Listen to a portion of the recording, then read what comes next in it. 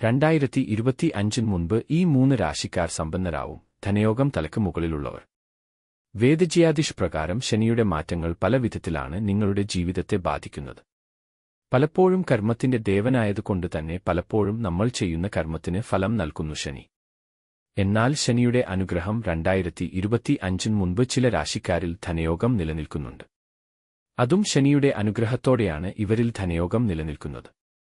വേദജ്യോതിഷ പ്രകാരം നിങ്ങൾക്ക് ശനിയുടെ അനുഗ്രഹത്താൽ കോടീശ്വരയോഗം ആർക്കൊക്കെയെന്ന് നോക്കാം. ശനി ഇപ്പോഴും കുംഭം രാശിയിൽ തന്നെയാണ് സ്ഥിതി ചെയ്യുന്നത്.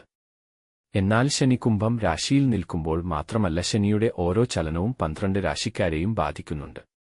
ശനിയുടെ അനുഗ്രഹത്താൽ അനുകൂലമായ നേട്ടവും സാമ്പത്തിക നേട്ടവും ഉണ്ടാവുന്ന ചില രാശിക്കാരുണ്ട്.